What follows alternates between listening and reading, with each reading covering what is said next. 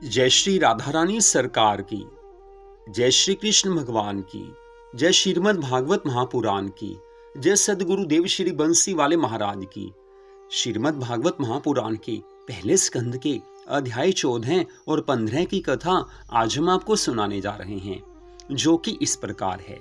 श्री सूत जी महाराज आगे की श्रीमद् भागवत कथा का वर्णन करते हुए शौनक आदि 88,000 ऋषियों से कहने लगे हैं, हे ऋषियों, देव ऋषि नारद जी के कथन अनुसार धृतराष्ट्र तथा गांधारी ने 7वें दिन अपना शरीर त्याग दिया है।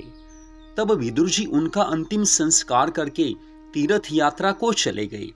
इधर देव ऋषि नारद जी से ज्ञान प्राप्त करके धर्मराज युधिष्ठिर संसार से विरक्त हो गए थे और सदा भगवान के भजन में लीन रहते थे, ईश्वर की आराधना में सदा लीन रहते थे।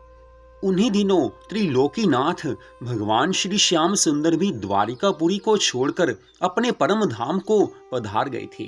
उनके परम धाम चले जाने के बाद धर्मराज युधिष्ठिर को कलयुग के आने के लक्षण अनुभव होने लगे हैं। रात को बुरे स्वप्न दिखने लगे हैं। मनुष्य स्वाभाविक ही उस समय अधर्मी, क्रोधी, लोभी और बहुत कपटी हो गए, धोखेबाज हो गए।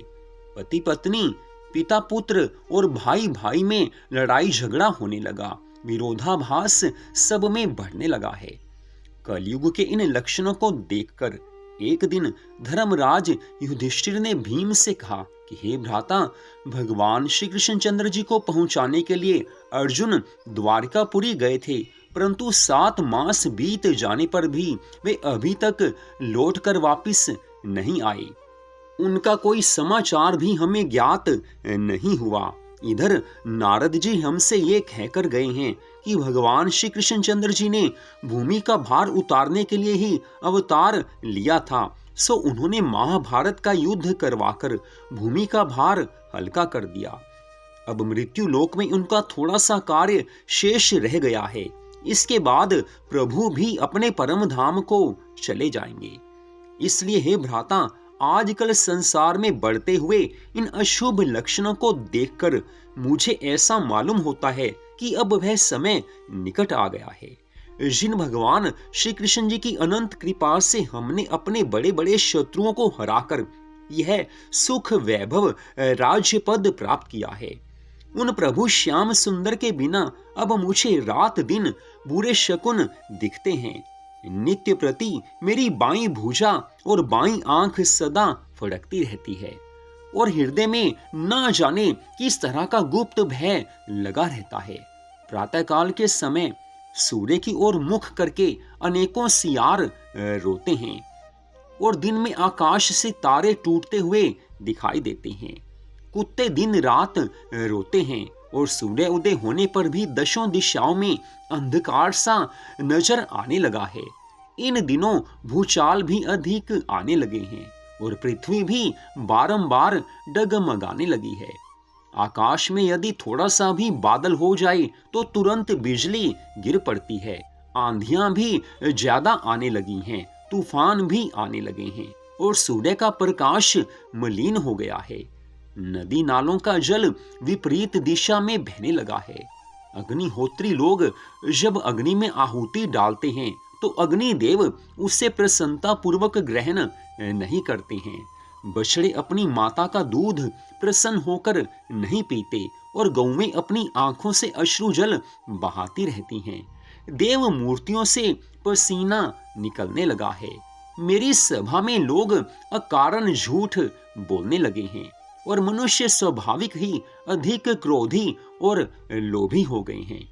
आकाश में केतु अर्थात पुच्छल तारा उत्पन्न हो गया है तथा साधु महात्माओं का मन हरि भजन में अब नहीं लगता है। नगर के घरों में पहले जैसे मंगलाचार होना बंद हो गया है और इस समय समस्त हस्तिनापुर उजाड़ जैसा लगने लगा है।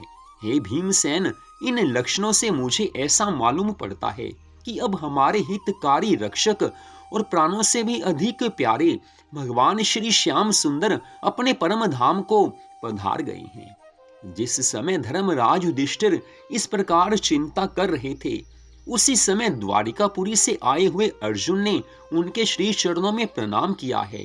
हाथ जोड़कर उदास होकर एक और अर्जुन खड़े हो गए हैं।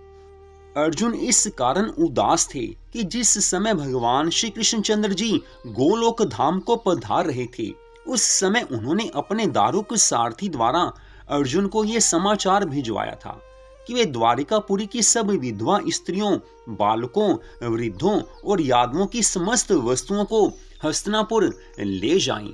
अतः उनके परम धाम चले जाने पर जब अर्जुन उन सब को साथ लेकर हस्तिनापुर की ओर लौट रहे थे, उस समय हस्तिनापुर के पास ही मार्ग में भीलों ने सब धन अर्जुन से छीन लिया। उस समय अर्जुन ने अपने गांडीव धनुष पर बहुत से बाण एक साथ चढ़ाकर छोड़े, परंतु उनसे कोई भी समस्या हल नहीं हुई है और भील सारा धन संपत्ति लूट कर ले गए हैं। तब अर्जुन ने उस समय अपने मन में ये विचार किया कि जिस धनुष बाण के द्वारा मैंने पितामह भीष्म, कर्ण और जयद्रथ जैसे महावीर योद्धाओं को मारकर विजय प्राप्त की, उसके रहते हुए भी मैं भीलों से हार गया, तो इसका मुख्य कारण केवल यही है कि मेरा वह सब पराक्रम वास्तव में मेरा नहीं था, वो तो भगवान श्री द्वारिका नाथ जी की मुझ पर कृपा थी। अब वे संसार में नहीं हैं, अपने परम धाम को चले गए हैं। इस कारण मेरा सारा पराक्रम नष्ट हो गया है। इस विचार से ही अर्जुन का मुख उदास हो गया था। इधर धर्मराज युधिष्ठिर ने जब अर्जुन को इस प्रकार उदास खड़े देखा तो पूछा है कि हे अर्जुन, समस्त यदुवंशी, हमारे नाना शूरसेन, मामा वासुदेव, मामी देवकी, राजा उग्रसेन, अक्रूर, बलराम जी, प्रद्युम्न, अनिरुद्ध, शारुदेशन आदि समस्त बालक, भगवान श्री द्वारिका नाथ, भक्तराज उद्धव और अन्य द्वारिकावासी सब ठीक तो हैं, जिन पर ब्रह्म प्रभु ने संसारिक जीवों का उद्धार करने के लिए यदुकुल में अवतार लिया है, वे हमारे प्राणाधार भगवान श्री श्याम सुंदर अपनी सुधर्मा सभा में आनंद पूर्वक विराजमान तो हैं।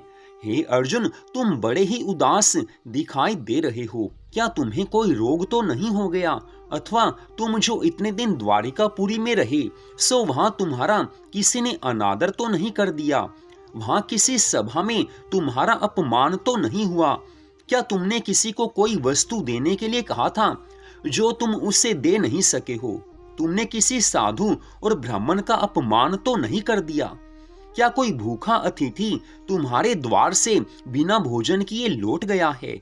क्या कोई ब्राह्मण, बालक, वृद्ध, रोगी या शत्रु तुम्हारी शरण में आया हो और तुम उसे शरण नहीं दे सके हो? इस कारण तो तुम्हारा मुख उदास नहीं हो रहा है। तुम किसी अपने छोटे व्यक्ति से युद्ध में हार तो नहीं गए? क्या तुमने किसी अच्छे भोज्य पदार्थ को उन वृद्ध और बालकों को दिए बिना भक्षण तो नहीं कर लिया जो उस समय उसकी ओर देख रहे थे? अथवा कहीं ऐसा तो नहीं है जो हमारे प्राणाधार भगवान श्री द्वारिकाधीश जी मृत्यु लोक को त्याग कर अपने गोलोक धाम को पधार गए हो, जिसके कारण तुम्हारी ऐसी दशा हो गई हो? हे अर्जुन, जो कुछ सच बात हो उसे शीघ्र प्रकट करके कहो। तुम्हारा उदास मुख देखकर मुझे चिंता सताने लगी है। जो कुछ है मुझे बताओ, शीघ्र बताओ।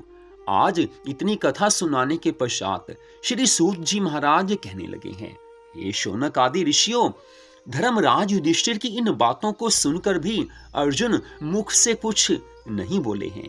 वे भगवान श्री मुरली मनोहर के चरण कमलों का स्मरण करते हुए इतना रोए कि वे निरंतर हिचकियां आने के कारण कुछ कह नहीं सके हैं। लेकिन थोड़ी देर पश्चात अर्जुन ने धीरज रखते हुए धर्मराज युधिष्ठिर से कहा है कि हे पृथ्वीराज, मैं ये किस प्रकार कहूं कि भगवान श्री कृष्णचंद्र जी हम लोगों को त्याग कर सदा सदा के लिए अंतर ध्यान हो गए हैं। मैंने उन्हें अभी तक अपना ममेरा भाई ही समझा था। यद्यपि हम लोग उनको ज्योति स्वरूप पर ब्रह्म परमात्मा समझकर उनकी कुछ सेवा कर लेते तो इस अपार भव सागर से बिना परिश्रम ही पार हो जाते, परंतु उन भगवान त्रिलोकी नाथ की माया ऐसी प्रबल है कि जिसके कारण हम लोग उनको उसी तरह नहीं पहचान सके जिस तरह एक बार दक्ष प्रजापति के शाप के कारण चंद्रमा ने बहुत दिनों तक समुद्र में निवास किया, परंतु मछलियां उन्हें नहीं पहचान सकी। इस रहस्य को सब लोग जानते हैं कि चंद्रमा में अमृत रहता है और मछलियां और बड़े बड़े जलचर जीव मनुष्यों द्वारा भक्षण किए जाने के भय से, अमर रहने की इच्छा से सदा अमृत पान करने की अभिलाषा रखते हैं। परंतु इस तरह की इच्छा रखने वाले मछली आदि जलचरों ने भी हजारों वर्षों तक समुद्र में रहने वाले चंद्रमा को नहीं पहचाना, उन्हें केवल एक जलचर ही समझा। ठीक उसी तरह हम लोगों ने भी श्री श्याम सुंदर को परब्रह्म परमेश्वर न समझकर केवल यदुवंशी ही समझा, अपना रिश्तेदार ही समझा। ये हमसे बड़ी भूल हुई है, हमसे अपराध बन पड़ा है। अब जब से वे मुझे त्याग कर अपने परम धाम को चले गए हैं, तब से मेरी सारी शक्ति क्षीण हो गई है, नष्ट हो गई है। हे भ्राता, मैं अब भी वही गांडीव धनुषधारी अर्जुन हूँ और मेरी भुजाएं भी वही हैं जिनके द्वारा मैंने भगवान शिव, गंधर्व, इंद्र और मैं नामक दैत्य पर विजय पाई थी। इन्हीं भुजाओं से मैंने युद्ध भूमि में पितामह भीष्म, कर्ण, जयद्रथ आदि बहुत से योद्धाओं को मार डाला था। समस्त राजाओं को पराजित करके मैंने ही यज्ञ के धन का संचय किया था और अश्वत्थामा के मस्तक से उसकी मणि भी मैंने ही निकाली थी। परंतु आज मैं उन्हीं शस्त्रों के होते हुए भी मार्ग में साधारण भीलों द्वारा पराजित हो गया। वे लोग मुझसे उस सारी संपत्ति और स्त्रियों आदि को छीन कर ले गए जिनको मैं द्वारिका से भगवान श्री कृष्ण जी की आज्ञा अनुसार अपने साथ यहाँ लेकर आ रहा था। इसी हार के कारण मैं उदास हो रहा हूँ। प्रभु हम सब को छोड़कर अपने परम धाम को चले गए हैं, इस कारण मैं उदास हो रहा हूँ। हे भ्राता, उन्हीं भगवान श्री कृष्ण जी की कृपा से मैं बड़े बड़े प्रतापी और शक्तिशाली राजाओं को मत्स्य वेधन के समय निशा दिखाकर द्रौपदी को लाया था। जिस समय कौरवों द्वारा भेजे हुए दुर्वासा ऋषि ने अर्धरात्रि के समय वन में आकर हमसे भोजन मांगकर शाप देने की इच्छा प्रकट की थी, उस समय दीन दयालु श्री श्याम सुंदर भगवान ने ही हम सबको अपना दास समझकर, अपना भक्त समझकर वहां पर आकर के दुर्वासा ऋषि से शाप की जगह हमें आशीर्वाद दिलवाया था। इन सब बातों का ध्यान करते हुए मेरा हृदय शोक तथा चिंता से फटा जा रहा है। अब जीवन में कुछ ऐसा सामने नजर नहीं आ रहा जिसके सहारे जीवन जिया जा सके। अब जीवन रखकर करना ही क्या है। हे पृथ्वीपति, मैं उनके साथ एक ही थाल में भोजन करता था और हम दोनों एक ही बिस्तर पर शयन करते थे। वे परब्रह्म परमेश्वर होते हुए भी मेरा बड़ा आदर करते थे। अब इस तरह से मेरी कौन रक्षा किया करेगा, कौन मेरा इतना आदर करेगा, अथवा हम किसके बल पर उतना घमंड करेंगे। इतना कहकर अर्जुन कहने लगे हैं, हे भ्राता, गोलोक धाम जाते समय भगवान श्री द्वारिका नाथ जी ने अपने सारथी दारुक द्वारा मेरे लिए ये संदेश भिजवाया था कि तुम द्वारिका के समस्त स्त्री पुरुषों, बालक, वृद्धों और धन संपत्ति को हस्तिनापुर ले जाना, और मैंने तुम्हें जो गीता ज्ञान दिया था उसके अनुसार शरीर को स्वप्न के समान मिथ्या जानकर चैतन्य आत्मा को सच समझकर माया मोह से विरक्त रहना। अतः हे पृथ्वीपति, अब जीवित रहने में कोई सार नहीं बचा है। इसलिए हमको चाहिए कि अब हम लोग तपस्या द्वारा अपने अपने शरीर को गला दें। इतनी बात कहकर अर्जुन पुनः रोने लगे हैं। ठाकुर जी के जाने के बाद एक जीव की कैसी दशा होती है, अर्जुन के माध्यम से हम सबको मालूम पड़ता है। दिन रात अर्जुन प्रभु के साथ रहते हैं, लेकिन जब प्रभु अपने धाम को चले जाते हैं, अर्जुन का क्या हाल है कोई बता नहीं सकता है। शब्दों में अर्जुन के मन की व्यथा को समझाया नहीं जा सकता। लेकिन इतनी बात अवश्य है, जो हर क्षण ठाकुर जी को याद करता है, जो हर क्षण ठाकुर जी को प्यार करता है, वो मनुष्य भी ठाकुर जी की याद के बिना जीवन धारण नहीं कर सकता। लेकिन यहाँ तो अर्जुन ठाकुर जी के साथ रहते हैं, अब भगवान के बिना जीवन कैसे जी पाएंगे। अर्जुन आज यही सोचकर उदास हो चुके हैं, कहने लगे हैं अब जीवन रखने से क्या लाभ है। अर्जुन की ऐसी बात सुनकर भीमसेन आदि अपने भाइयों सहित धर्मराज युधिष्ठिर ने रुदन करते हुए कहा है, हे अर्जुन, अब हम जीवित रहकर क्या करेंगे और यह राजपाट हमारे किस काम आएगा। प्रभु के बिना हम जीवित कैसे रह पाएंगे। अब हमें यहाँ रहना उचित नहीं है। हम लोगों को चाहिए कि परीक्षित को राज्य देकर बद्रीवन में जाकर तपस्या करके अपना अपना शरीर त्याग देवें। धर्मराज युधिष्ठिर की ये बात सुनकर सब भाइयों ने इसे स्वीकार किया है। सब पांडव आज रुदन करते हैं, ठाकुर जी को स्मरण करते हैं। मन में एक ही भाव है कि अब जीवन धारण करने से क्या लाभ है, अब तो इस संसार से जाने का समय आ गया है। तपस्या करके ठाकुर जी को याद करके अपना शरीर त्याग देना है। भगवान के परम भक्त सब पांडव हैं, सबके मन में भगवान के लिए प्रेम भाव है। ऐसा प्रेम भाव साधारण मनुष्य के मन के अंदर आ जाए तो ठाकुर जी हमेशा उसके साथ रहते हैं। लेकिन आज जब सब पांडवों के रोने की आवाज महलों में पहुंची और भगवान श्री कृष्णचंद्र जी के परम धाम जाने का समाचार सबको मिला है, उस समय कुंती और द्रौपदी आदि ने ऐसा विषाद किया है कि जिसका बखान नहीं हो सकता, जिसका वर्णन नहीं किया जा सकता। कुंती ने उसी क्षण बेचैन होकर भगवान श्री कृष्ण जी के श्री चरणों का स्मरण करके अपने प्राण त्याग दिए हैं। कुंती महारानी जैसा कोई हो नहीं सकता है। उन्हें ठाकुर जी से इतना प्रेम है, भगवान से इतना प्रेम है कि एक बार ये सुना कि भगवान अपने परम धाम को चले गए हैं, कुंती महारानी इतनी शोकाकुल हुई हैं, अपने जीवन को त्याग दिया है। उसी क्षण उनकी अंतिम श्वास निकल गई है। प्रेम भगवान से हो तो कुंती महारानी जैसा हो। ऐसा प्रेम आज के समय में कोई भगवान से कर ले तो उसी का जीवन सफल है, वही भवसागर से पार हो सकता है। आज कुंती महारानी ने प्राणों को त्याग दिया है।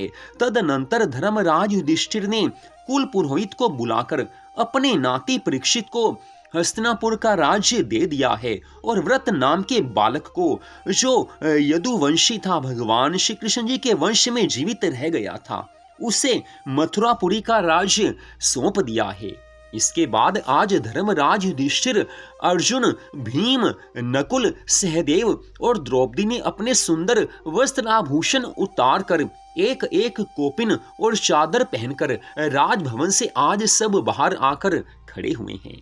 उस समय जो भी ब्राह्मण एवं याचक उनके पास आए हैं, उन्हें उनकी इच्छा अनुसार धन दान में देकर सब के सब आज उत्तराखंड को चल दिए हैं। भगवान श्री कृष्ण जी ने अर्जुन को जो गीता जी का परम सुंदर ज्ञान दिया था, परम दुर्लभ ज्ञान दिया था, उसी की आपस में चर्चा करते हुए वे कुछ समय तो वन में रहकर भगवान का भजन और स्मरण करते रहे। तत्पश्चात हिमालय में जाकर हरि चरणों का स्मरण करते हुए द्रौपदी सहित चारों भाइयों ने तो अपना शरीर गला दिया है, परंतु धर्मराज युधिष्ठिर विमान में बैठकर शरीर सहित ही स्वर्ग को चले गए हैं।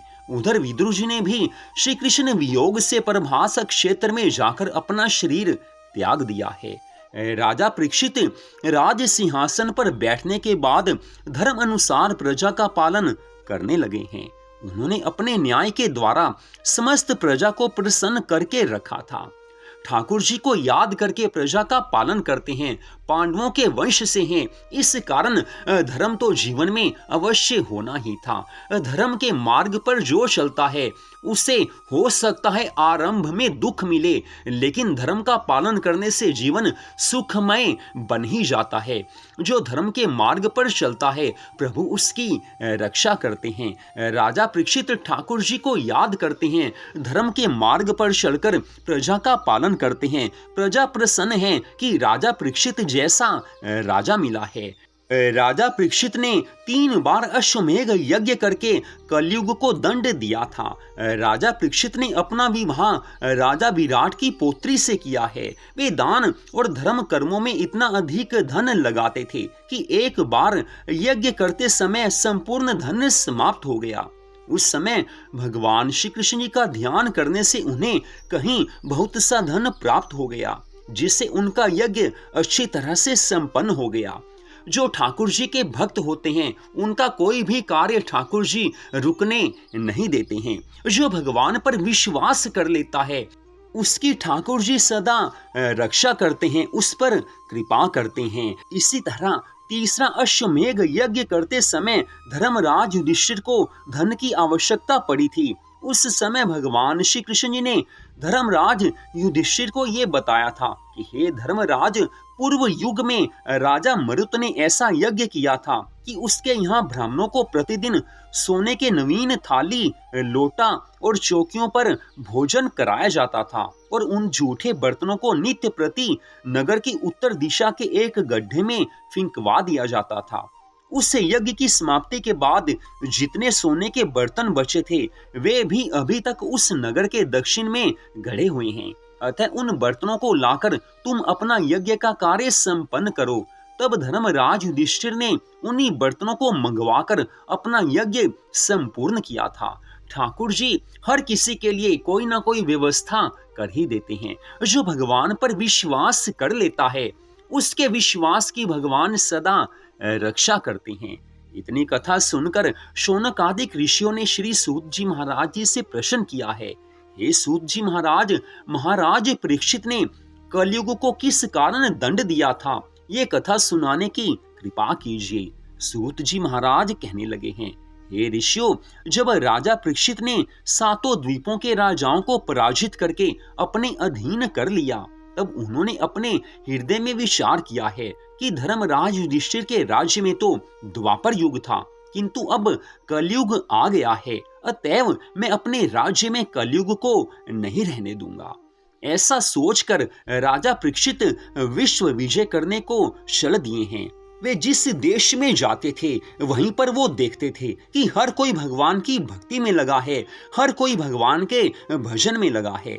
इस कारण कलयुग ने उस समय तक वहां पर प्रवेश नहीं किया था। राजा परीक्षित प्रसन्न हैं कि कलयुग ने अभी तक मेरे देश में प्रवेश नहीं किया है। राजा परीक्षित उन सब लोगों को धर्म के मार्ग पर चलते देखकर अपनी प्रजा से कहते जाते थे कि आप लोग इसी तरह अपने धर्म कर्म में लगे रहिए। जिस नगर में राजा परीक्षित अपनी सेना सहित पहुंचते थे उसी नगर के राजा महाराज परीक्षित का तेज तथा प्रताप देखकर उनको भेंट देते हुए आदर सहित मिलते थे और अनेक प्रकार से प्रार्थना करते हुए कहते थे कि हे पृथ्वीनाथ, हम लोग महाराज युधिष्ठिर तथा महामना अर्जुन के समय से ही आपके अधीन चले आ रहे हैं। महाराज परीक्षित ये सुनकर उन राजाओं का बड़ा मान सम्मान करते थे। जो लोग उनके पूर्वजों तथा पितामहों का यश गान करते थे उन्हें वे धन आदि देकर सप्रेम विदा करते थे। इसी प्रकार दिग्विजय करते हुए राजा परीक्षित कुरुक्षेत्र में जा पहुंचे हैं। वहां पहुंचकर उन्होंने एक नदी किनारे एक दृश्य देखा है कि एक वृक्ष के नीचे एक वृषभ खड़ा हुआ है। उसके 3 पांव टूटे हुए हैं तथा वह केवल एक ही पांव का सहारा लिए खड़ा हुआ है। उसके पीछे ही एक रोती हुई गाय खड़ी हुई है। उस समय वे गाय और वृषभ आपस में कुछ बातें कर रहे थे। राजा परीक्षित उस वृषभ और गाय का ऐसा हाल देखकर दयाद्र हो एक वृक्ष की आड़ में खड़े होकर उनकी बातचीत सुनने लगे। उसी समय उन्हें ये दिखाई दिया है कि कुछ दूरी से एक श्याम काले रंग का भयानक शूद्र राजा गाय और वृषभ अर्थात गाय और बैल की ओर चला आ रहा है। महाराज परीक्षित सब दृश्य देख रहे हैं। तो यहीं पर आज की इस कथा का विश्राम होता है। अगले भाग में आप इससे आगे की कथा को सुन पाएंगे। जय श्री राधा रानी सरकार की, जय श्री कृष्ण भगवान की, जय श्रीमद् भागवत महापुराण की, जय सद्गुरुदेव श्री बंसी वाले महाराज की। जय जय श्री राधे, जय जय श्री राधे, जय जय श्री राधे श्याम।